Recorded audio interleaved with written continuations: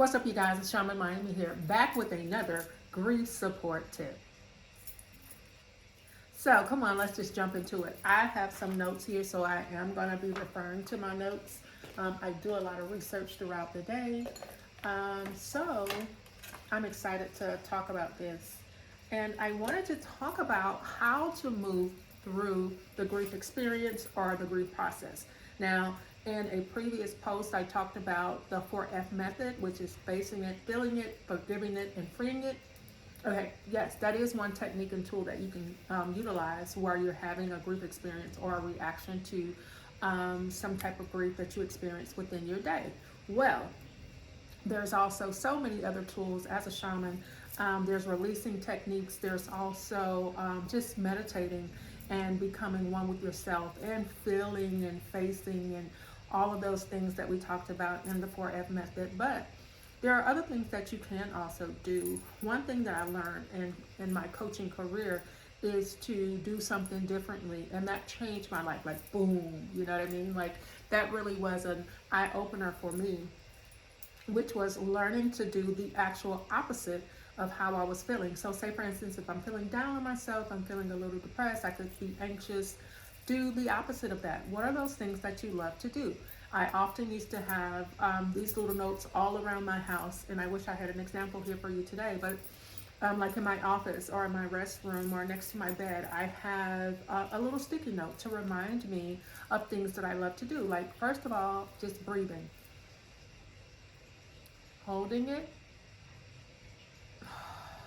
and letting it go. Okay, just giving yourself the opportunity to breathe in and release out. Another thing also for me was playing jazz, playing R&B and hip hop, reading my favorite book, going out in nature, create this list of your favorite things to do so that when you're feeling anxious, depressed, and all of those things, you have a toolkit. Just keep adding these items to your toolkit of what to do to support yourself during a grief experience or a reaction. Now, I also wanted to talk about why. I have so many of my clients or friends or family members that will often say, well, why is this and why and why and why? And now learning a lot more about grief, I understood that why ask why? Why can't it just be? Maybe this is a learning opportunity or experience of something that you need to revisit, and maybe that's something that you need to work on. So why to me sounds very like almost like derogatory, like it's a defense, and a person who is receiving the why, whoever you're saying why to, may feel or have a reaction that comes off defensive back to you. So let's kind of go over these 3 points that I learned today, which is the victim mentality, and it rests upon 3 key beliefs. It states here, it says that these 3 key beliefs, bad things are going to happen and will continue to happen. That's like a general belief that you may have if you're feeling some type of thoughts or feeling or emotion or being the victim. And that's not a bad thing. It's learned behavior. So what you have to do with this learned behavior is learn something different, which is why people ask why. You ask why because you want to learn and you want to understand. But to get out of that, because like I said earlier, being the victim mentality really is suggests some type of judgment around that. So the rest of the 3 key beliefs of being a victim are the bad things that are going to happen, and other people or certain circumstances in your life are to blame of how you have reacted. So if you're using an excuse for someone else's space in your life, how can and see, here's me asking, how can you change that for you instead of it being what someone else did? Like abandonment issues, like say I suffered for many years of abandonment issues for not having my father in my daily life, but as I've gotten older and a lot wiser, I understand why, and it's okay.